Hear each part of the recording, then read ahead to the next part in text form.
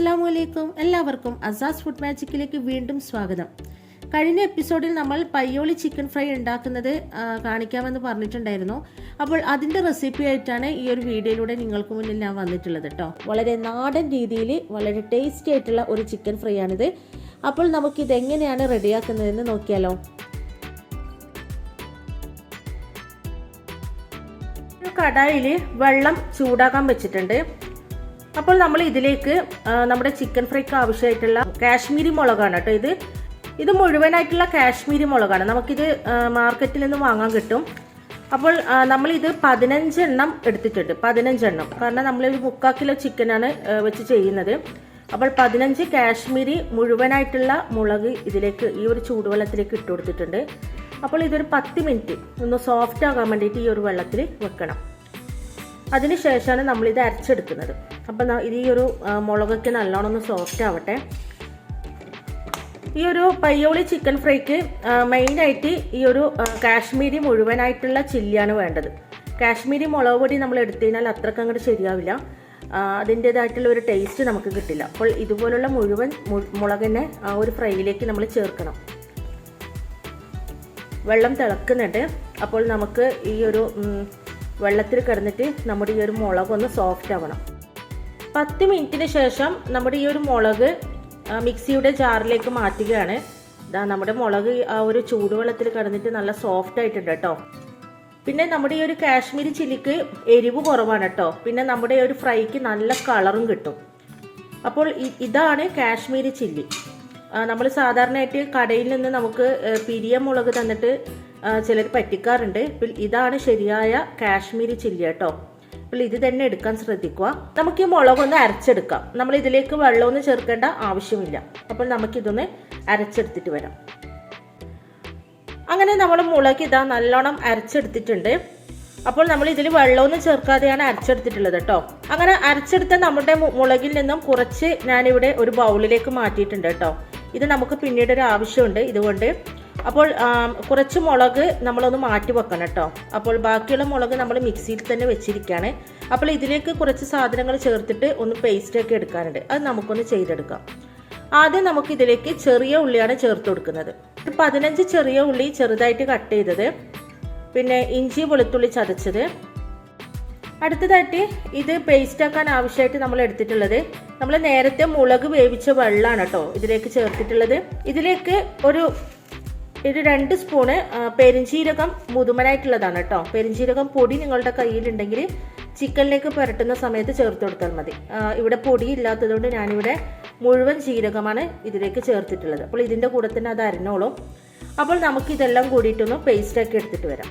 അങ്ങനെ നമ്മളിതാ മുളക് നന്നായിട്ട് പേസ്റ്റാക്കി എടുത്തിട്ടുണ്ട് കേട്ടോ. അപ്പോൾ നമ്മൾ ആദ്യം അരച്ച സമയത്ത് മുളക് ചെറിയ തരുമ്പായിട്ടുണ്ടായിരുന്നു. അപ്പോൾ അങ്ങനെയാണ് നമ്മൾ ആദ്യം അരച്ചെടുക്കേണ്ടത്, കാരണം അതിൽ നിന്ന് കുറച്ച് നമ്മൾ മാറ്റി വെക്കുന്നുണ്ട്. അരച്ചെടുത്ത മുളകിൻ്റെ പേസ്റ്റ് നമ്മൾ ചിക്കൻ മിക്സ് ചെയ്യുന്ന ബൗളിലേക്ക് മാറ്റിയിട്ടുണ്ട്. അപ്പോൾ ഇതിലേക്ക് നമ്മൾ ഓരോ പൊടികളായിട്ട് നമ്മൾ ചേർത്ത് കൊടുക്കുകയാണ്. ആദ്യം ചേർക്കുന്നത് അല്പം മഞ്ഞൾപ്പൊടി, അല്പം ഗരം മസാല, അല്പം വിനാഗിരി, അല്പം കോൺഫ്ലോർ, അരിപ്പൊടി, ഒരു മുട്ടയും കൂടി നമ്മൾ ഇതിലേക്ക് ചേർക്കുന്നുണ്ട്. നമ്മുടെ ഈ ഒരു ചിക്കൻ ഫ്രൈക്ക് നല്ലൊരു ക്രിസ്പിനെസ് കിട്ടാനാണ് കേട്ടോ. അല്പം ഉപ്പും കൂടി ചേർത്ത് കൊടുക്കുന്നുണ്ട്. അടുത്തതായിട്ട് ഇതിലേക്ക് കഴുകി വൃത്തിയാക്കി കത്തി കൊണ്ട് വരഞ്ഞു വെച്ച ചിക്കനാണ് കേട്ടോ. കത്തി കൊണ്ട് നന്നായിട്ട് വരയണം. വരഞ്ഞു വെച്ച ചിക്കനും കൂടി നമ്മൾ ഇതിലേക്ക് ഇട്ട് കൊടുക്കുക. എന്നിട്ട് നന്നായിട്ട് ഈ ഒരു മസാല നമ്മുടെ ചിക്കനിലേക്കൊന്ന് മിക്സ് ചെയ്ത് കൊടുക്കാം. അങ്ങനെ നമ്മുടെ ചിക്കനിലേക്ക് നമ്മുടെ മുളകൊക്കെ നന്നായിട്ട് മിക്സ് ചെയ്തെടുത്തിട്ടുണ്ട്. നമ്മുടെ ചിക്കൻ ഒന്ന് 1 മണിക്കൂർ ഈ ഒരു മസാല നമ്മുടെ ചിക്കനിലേക്ക് പിടിക്കാനായിട്ട് ഒന്ന് മാറ്റി വെക്കണം. കുറഞ്ഞത് 1 മണിക്കൂറെങ്കിലും വെക്കണം. അപ്പോൾ നമുക്കിതൊന്ന് റെസ്റ്റ് ചെയ്യാനായിട്ടൊന്ന് മാറ്റി വെക്കാം. 1 മണിക്കൂറിന് ശേഷം ഇതാ നമ്മുടെ ചിക്കൻ എടുത്തിട്ടുണ്ട്. അപ്പോൾ നമുക്കിതൊന്ന് ഫ്രൈ ചെയ്തെടുക്കാം. അപ്പോൾ ചൂടായ വെളിച്ചെണ്ണയിലേക്ക് നമ്മൾ നേരത്തെ മസാല പുരട്ടി വെച്ച ചിക്കൻ ചേർത്ത് കൊടുക്കുകയാണ്. ഈ ഒരു ഫ്രൈക്ക് നമ്മൾ വെളിച്ചെണ്ണ തന്നെ എടുക്കണം കേട്ടോ, എന്നാലേ അതിൻ്റെ ഒരു ടേസ്റ്റ് കിട്ടുകയുള്ളൂ. ഒന്ന് മീഡിയം ഫ്ലെയിമിലാക്കി വെച്ച് കൊടുക്കുക. എന്നിട്ട് നമുക്ക് ഈ ചിക്കനൊക്കെ ഒന്ന് വേവിച്ചെടുക്കാം.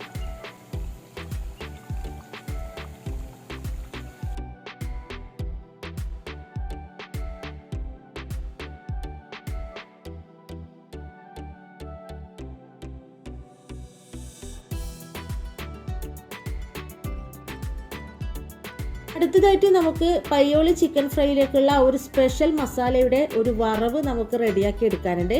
അതിനായിട്ട് ഞാൻ നേരത്തെ ചിക്കനിലേക്ക് പുരട്ടി വെച്ച ഒരു മസാലയിൽ നിന്ന് കുറച്ച് മസാല ബാലൻസ് ഉണ്ടായിരുന്നു.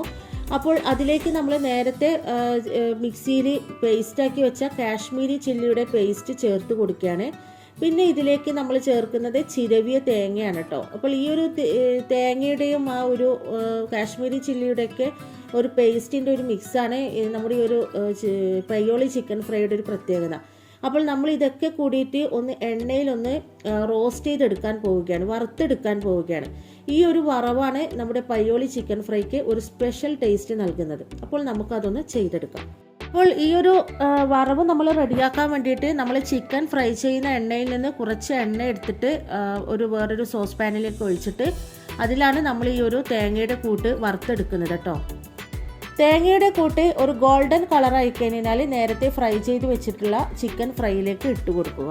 ചിക്കൻ ഫ്രൈയിലേക്ക് നമ്മുടെ തേങ്ങ ഇട്ട് കൊടുക്കുന്നതിന് മുന്നേ ഒരു സ്പൂൺ ഉപയോഗിച്ചിട്ട് കുറച്ച് പ്രസ് ചെയ്തിട്ട് തേങ്ങയിലുള്ള എണ്ണയൊക്കെ കളഞ്ഞതിന് ശേഷമായിരിക്കണം ചിക്കൻ ഫ്രൈയിലേക്ക് ചേർത്ത് കൊടുക്കേണ്ടത് കേട്ടോ. തേങ്ങ ആയതുകൊണ്ട് അല്പം എണ്ണ കുടിക്കാൻ ചാൻസ് ഉണ്ട്. തേങ്ങയുടെ കൂട്ട് നമ്മുടെ ചിക്കൻ ഫ്രൈയുടെ കൂടെ കഴിക്കാൻ നല്ല ടേസ്റ്റാണ്. ആ ഒരു മസാലയും ആ ഒരു തേങ്ങയുടെ വറവിൻ്റെ ഒരു ടേസ്റ്റും ഒക്കെ ചേർന്നിട്ട് ഒരു പ്രത്യേക ഫ്ലേവറാണ്.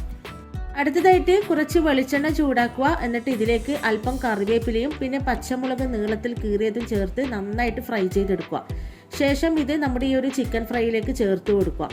അപ്പോൾ നമ്മുടെ രുചികരമായിട്ടുള്ള നല്ല ടേസ്റ്റി ആയിട്ടുള്ള അടിപൊളി പയ്യോളി ചിക്കൻ ഫ്രൈ ഇവിടെ റെഡി ആയിട്ടുണ്ട്. നമുക്കിത് ചൂടോടെ തന്നെ നെയ്ച്ചോറിൻ്റെ കൂടെയോ ചപ്പാത്തി അങ്ങനെ എല്ലാറ്റിൻ്റെ കൂടെയോ നല്ലൊരു കോമ്പിനേഷനാണ്. അപ്പോൾ ചൂടോടെ തന്നെ ഇത് കഴിക്കുക. നല്ല അടിപൊളി ടേസ്റ്റാണ് കേട്ടോ.